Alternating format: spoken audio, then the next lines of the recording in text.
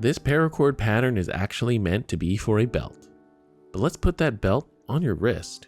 So I guess that makes it a bracelet. What's going on, weavers? Tim here again, and this is the Slatt's Rescue Belt. It looks great as a bracelet, and also you can easily unravel it too if you want. So before we get into it, you may have noticed some seriously eye-catching flashlights on my table here in the background, and that's because this video is sponsored by Olight. I've done some paracord work on Olights before and reviewed some, and they make some really great lights, like this iMini 2. So I've shown this previous version here before, and this one is an even better version as it has a rechargeable battery that you can recharge simply by plugging the tail end into a USB port, and it turns on and off when you detach it from its magnetic tail cap. I've also got the Warrior Mini 3 here, which features the usual side switch with a crown bezel, and also this magnetic tail cap that also doubles as a tail cap switch. Well built and full of features and a super solid offering. Last but not least, check out this IIR2 Pro with this pinwheel orange finish. An absolutely stunning mini keychain light that's also USB rechargeable.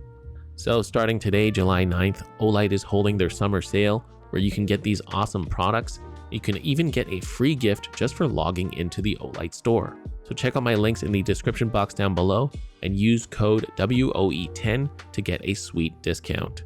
Now let's get into the video. In terms of materials, I've got my paracord and my buckle. Now I'm making a slim version of this bracelet, but if you want a wider bracelet, feel free to use a larger buckle and add an extra starting loop. Also, having a fid or spike is really going to help, and even a lacing needle can help too. Starting off with my buckle, this one is curved, so note that I'm starting my work from the back of the buckle, or rather the side that comes in contact with your wrist. With the standing end, I'm going to pass it through one side of the buckle, and I'm going to create some loops going across. Just form those loops, and I'm aiming for 3 loops in total. You may have to push the cords all the way to one side to fit the last cord through, depending on your buckle size.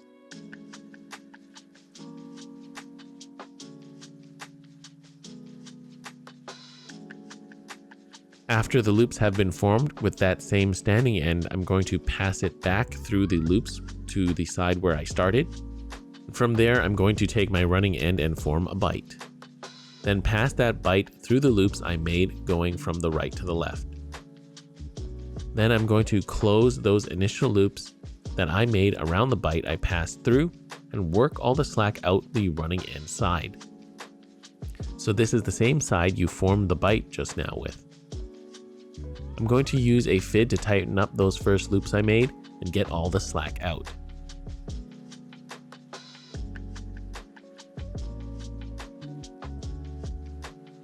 Next, with my fid, I'm going to go in between the tightened loops and pull some slack from the running end to form bites in between those loops.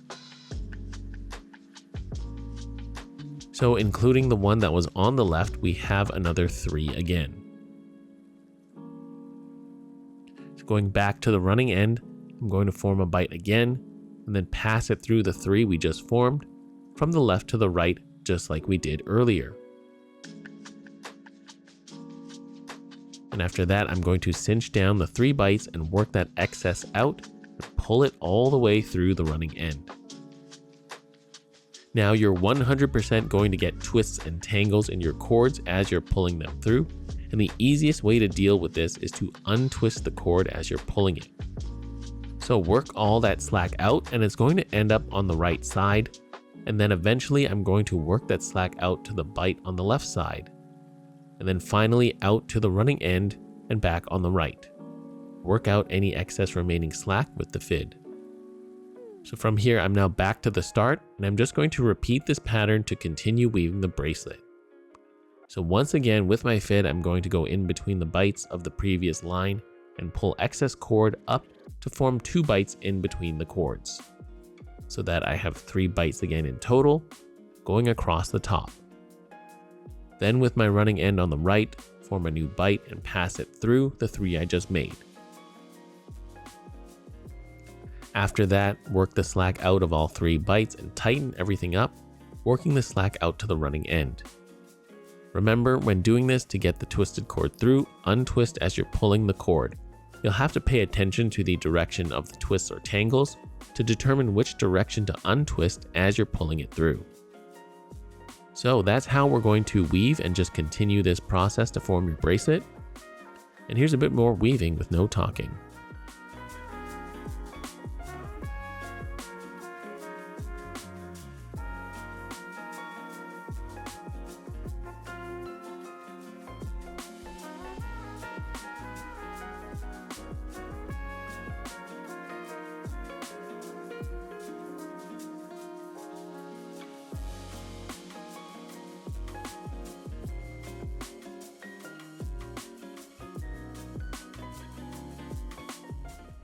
Now I've reached my desired length of bracelet, and to attach the other side to the buckle, I'm going to take my running end and I'm going to slightly and carefully melt the end and not burn it. This is going to almost form the end into a lacing needle itself. So from here, I'm going to take the other half of the buckle and have the bottom facing me, and then pass the running end through the bottom of the buckle, and I'm going to bring it back and then pass it under the top cord in between the two loops on the right. Using your spike can help make some space here.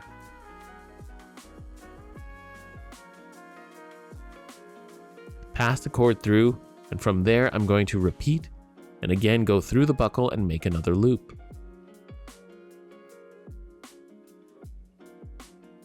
Then pass the running end under the top cord in between the next gap in between the loops.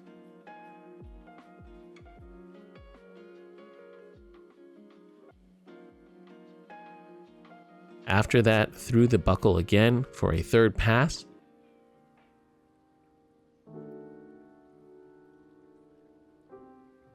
And after that, when the cord is coming out the back, I'm going to finish by passing the running end through the very last bite on the left. From there, I'm going to close that bite around the running end and then work that slack through the loops, going through the buckle, and finally out the running end and work out any remaining slack.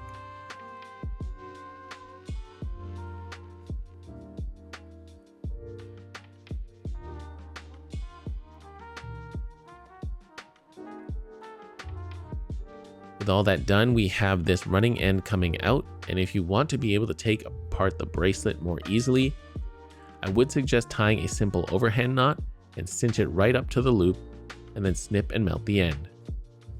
But because I'm keeping this one more for aesthetics, I'm just going to snip it flush, and then melt the end and press down on it. I can definitely still take it apart this way, it just won't be as easy. And there we have our Slatt's rescue belt, but it's for your wrist. And just to show you, if you remove one end from the buckle, you can take this pattern apart by simply pulling on that one loose end, and it'll cause the knots to come apart. And again, thank you Olight for sponsoring this video.